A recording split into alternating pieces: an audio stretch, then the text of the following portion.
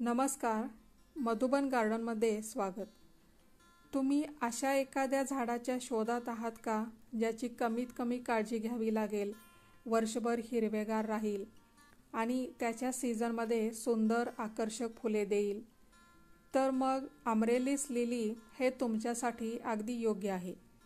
यालाच मार्च लिली किंवा Easter lily असंही म्हणतात हे खरं आहे, पण हे मूळचं लिली नव्हे बरं का.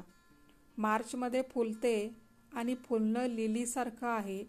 काही सहजपणे दिसणाऱ्या गोष्टी लिलीसारख्या आहेत म्हणून लिली, पण आपण याला फक्त अमरेलिस असंच म्हणूया. अमरेलिस म्हणजे तेजस्वी सौंदर्य.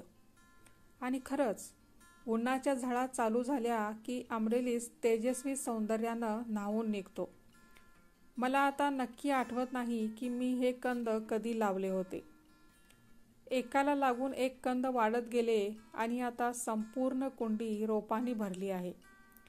अमरेलिसला अशी लांब पट्ट्यासारखी पानं येतात. गेल्या कित्येक वर्षापासून दरवर्षी मार्चमध्ये फुलं येतात.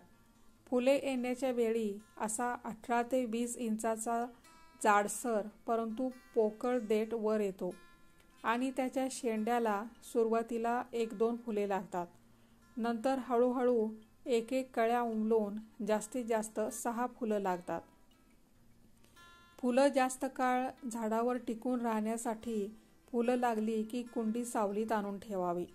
महिनाभर असे देठ येऊन एकामागोमाग एक कळ्या फुले बहरत राहतात.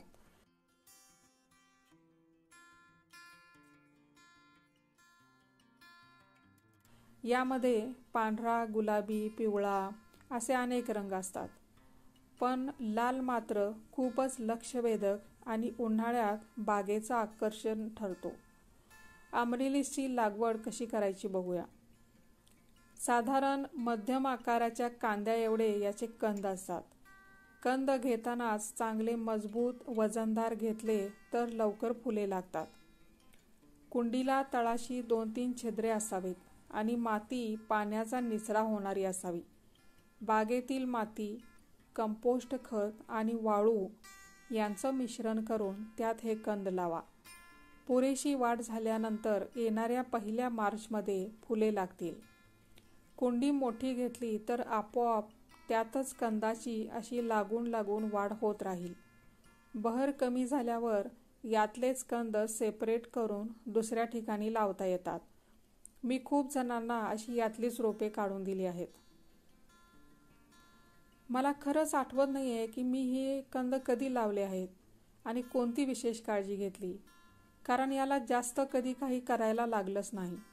बागेतल्या इतर झाडांबरोबर खतपाणी केलं असेल एवढंच काय ते. हां, पण ऊन मात्र लागणार हं. आणि कंदवर्गीय आहे तर सुरुवातीला पाणी जास्त नको, नाहीतर मग कंद कुजण्याची शक्यता असते. फुलांचा मोसम सुरू झाला की कुंडी दर्शनी भागात आणून ठेवायची आणि नंतर मागे नेऊन ठेवायची. हे माझं नेहमीचं काम. ही पानं वर्षभर अशीच हिरवीगार राहतात. अमरेलिसची अधिक रोपे बनवायची असतील तर तुम्ही आहे तसेच रोप कंदासह काढून लावू शकता. किंवा कुंडीत अडचण होत असेल तर रिपॉटिंग करून कंद वेगळे काढू शकता. कसंही लावा, सहज लागू होते. किंवा कंद काढून वर्षभरासाठी स्टोअर करून ठेवायचे असतील तर कुंडीतील माती पूर्ण कोरडी होईपर्यंत पाणी देऊ नका. ही महत्त्वाची गोष्ट लक्षात ठेवा की पाने नैसर्गिकपणे पिवळी होऊ देत. हिरवी पाने कापू नका. जोपर्यंत पाने हिरवी राहतील तोपर्यंत या पानातील अन्न घेऊनच कंद मोठे होत असतात. पाने पिवळी झाल्यानंतर कुंडी पालथी करा आणि कंद मोकळे करून 4 दिवस सावलीत वाळवून नंतर थंड जागी साठवून ठेवा आणि पुढच्या वर्षी लागवड करा.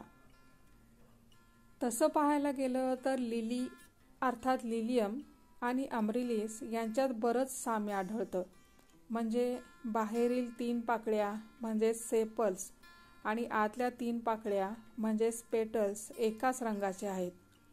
इतर फुलांत दिसणारा फुलाखालचा हिरवा भाग यात दिसत नाही. तरीही अमरिलिस हे लिली वर्गातील नाही.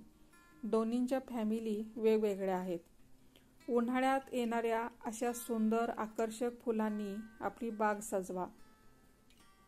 एकदा लावले की विशेष काळजी न घेता उन्हाळ्यात बहरत राहील नेहमीच. माहिती आवडली तर लाईक, कमेंट आणि शेअर करा. सबस्क्राईब करा. धन्यवाद.